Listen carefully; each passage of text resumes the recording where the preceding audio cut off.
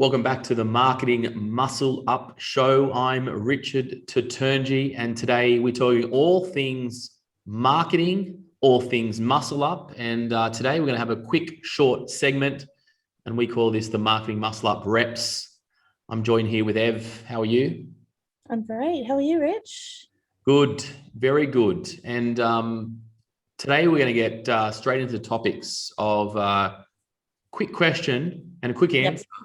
When it comes to basically muscling up a fitness owner's marketing. Yeah, this is going to be the reps that you have to put in to build your marketing. So I think it'd be a good place to start, given that the times that we're in is talking about, and we've been talking about this for the last maybe 18 months now with our ninjas, is that how to kind of pandemic proof your business and what that takes, and really, hopefully we're not going to go through many pandemics in our life, but there's certainly ups and downs and crises that do happen in business. So how do we kind of get through those times? All right. So how do we get through pandemic proofing your business? As you said, Ev, is there going to be another pandemic like this? Let's hope no, but who knows what's around the corner. Yeah. We've spent a lot of time talking about this subject. And I think going back probably 18, 19 months ago when this first hit, I remember very, very clear. I was in New Zealand and I was about to jump on a plane and people were talking about you have to wear masks and the world's going to end, et cetera, et cetera. And, I landed at the airport and it was like, oh my gosh, it is, the world's ending. There's nobody here. And anyway, so throughout this whole period of the pandemic, obviously the fitness industry has been heavily impacted, like a lot of industries, closing gyms and so forth. And Melbourne's up to lockdown 6, extended lockdown 6, and Sydney's currently in lockdown, and New Zealand's in lockdown, and we're all being in our lockdowns and very tight restrictions of how many people can fit into a class and a studio and all those kind of things. And it's been a really big challenge for a lot of people. And I first of all want to sort of say that we have such a resilient industry. We have such resilient fitness business operators. And if you're still here today, it means you went into business for the right reason. So that's point one. If you're here today, it means you're in the business for the right reasons. You're in to serve, you're in to give. I know we're a very heart-centered, if you haven't heard that before, like a heart-centered industry and a business where we want to give, and that's what we do.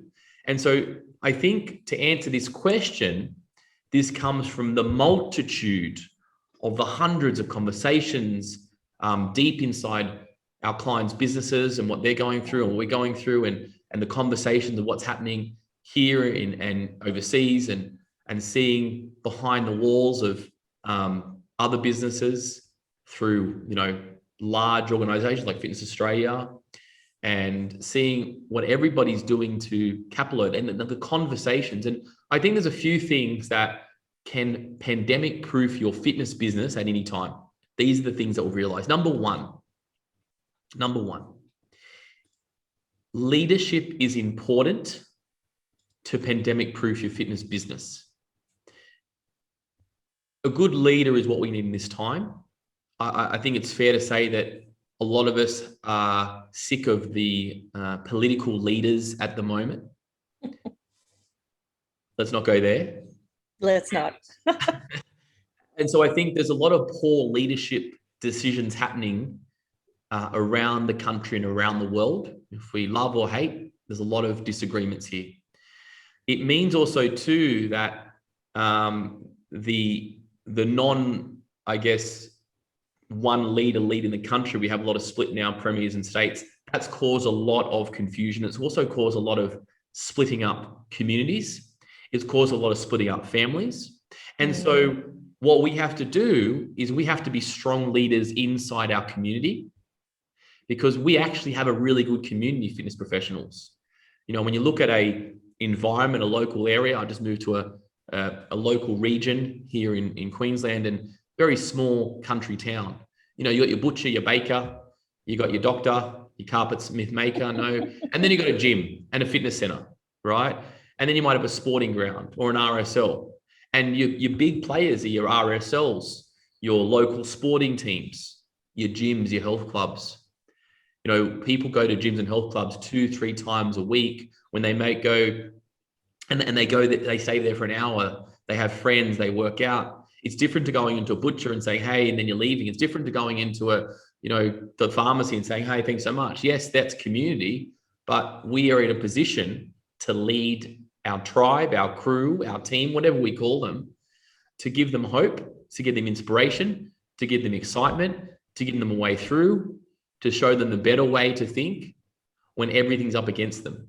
And that's exactly what we do with our tribe of ninjas. Very early in the piece, when I came back from New Zealand, I remember I got on a Zoom call straight away, and I showed a way out, and I showed a way through, most importantly, to hold your members and retain your members and what to say to your members, because there's no rule book in this at all. And anybody says they have a rule book is very arrogant in this, because there is no rule book. And the only item that we can go off is what's worked in the past and what works through disruptions in time, what works in wins, in sporting wins, in worldwide wins. And it's always about ensuring that you have a leader that is leading and doing a very good job in this time. And as a leader, you sometimes don't know the way through. You don't know what to say, but this is the thing. You've got to turn up daily. Yep. That's probably point 2. Leadership number 2 is turn up daily. Turn up daily. And it's hard to turn up when you don't know what to say. It's hard to turn up to say, oh, well, I don't know when we're going to be out of this. I don't know when you can come back to the studio. I don't know when you can come back to the gym. But there's other things that you can lead up. You can lead up and put a quote out. You can lead up. You can lead the way, and you can turn up every day and just turn up and say, how are you? You can text your clients and say, I just want to check in with you to see how you're feeling in this time. I'm here for you. It's turning up by doing a Facebook Live in maybe your members' Facebook community group. It's turning up daily and having a conversation with as most people you can, one-on-one or in a group in this time. It's turning up daily and giving them possibly something to do outside watching the news. Yeah. Updates every day. And it doesn't have to be much. It doesn't have to cost anything, but turning up is the key. And that goes kind of on my third point here, which is you've got to understand in this time when you feel that turning up is not going to solve the answer, or leading is not going to solve the answer, what you're doing, you're actually filling up your piggy bank.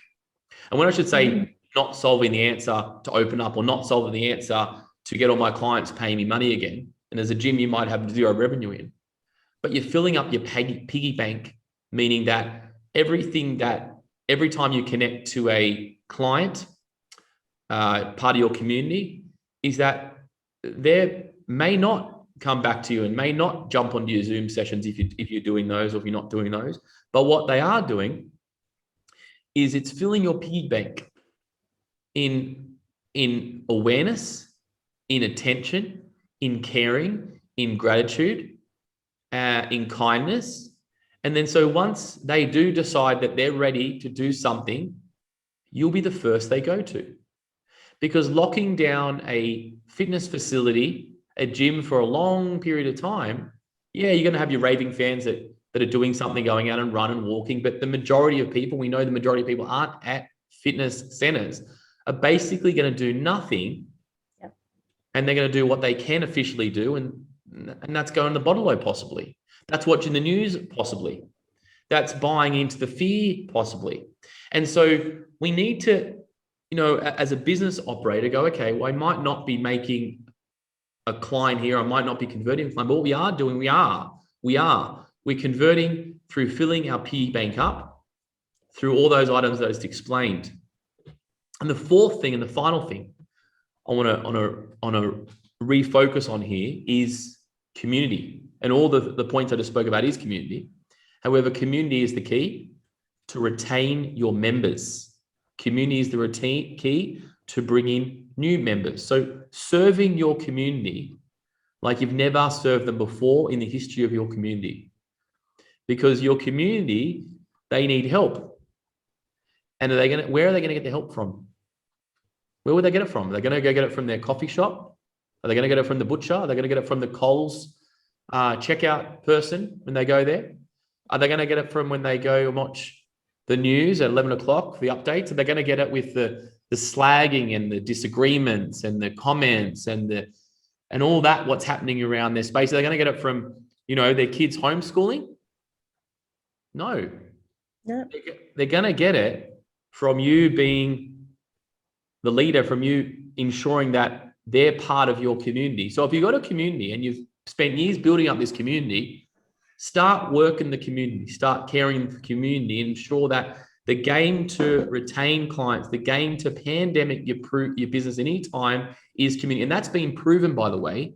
That's been proven. We have 18, 19, 20 months now of history, of records. And all our clients that have been doing these 4 points well have done so because they've turned up, they've led the community, they've filled their piggy bank, they've been great leaders. And what we have now is we have business operators that are actually, in fact, in some situations, growing their members. We've got one example we just spoke to last week, one of our clients, Kate, she's growing her members in Melbourne this time.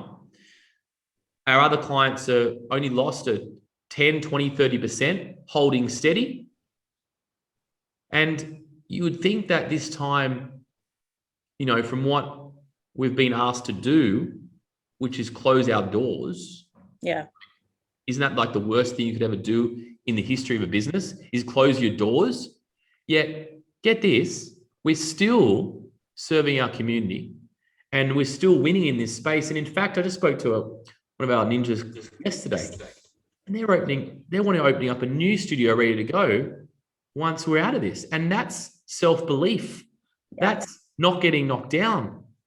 And these are big box gyms that have got big rents to pay, and they're getting through and they're pushing through because their community is backing them. And so I think that's the answer to pandemic proof your fitness business. I think so. I think there's some great points there. And I think, I think that, that one about showing up every day, it's like, you gotta, even when you don't feel like it, you're the leader. You're the business owner, you've got to lead your community. So I think there's some great points in there for people right now. Yeah, and just the tactical, some tactical things you can do with that. I think it honestly just comes down to the simple things. We're talking about texting. We're talking about showing up on a Facebook Live, showing up on a Zoom. We're talking about putting some quotes out. Yeah. Who it matters. We're talking about personally texting someone. We're talking about doing more than you usually would. We're talking about getting the community together if they're not involved. If they're not coming to Zooms, we'll find a place that you can communicate with them on. The world is flat. And, if someone's Zoomed out, well, give them a call. I think so. I mean, I even spoke to one of our clients the other day. They're sending postcards out to people who are not on Zooms. And I think that's okay. I think it's okay for people to say, I'm a bit zoomed out today. I don't want to, because they've been on Zoom for a long time. I think you just have to find other ways to connect with them and keep them part of the community. Yeah. And I think the last thing I do want to add on this is, if you personally, fitness professionals or business owners listen to this and you're struggling to actually turn up personally yourself, it does come down to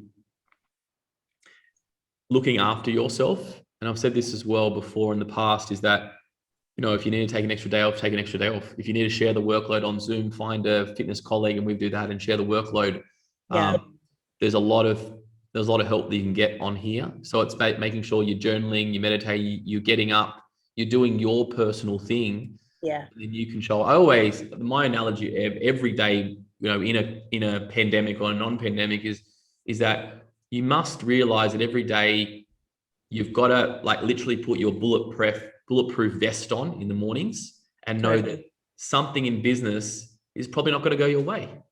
But if we think that every problem is going to arise and just cause us to have a heartache and heartburn and get really angry and annoyed, you're not going to last very long. And especially now with so much uncertainty going around, with so much emotions and the energy, and Yeah.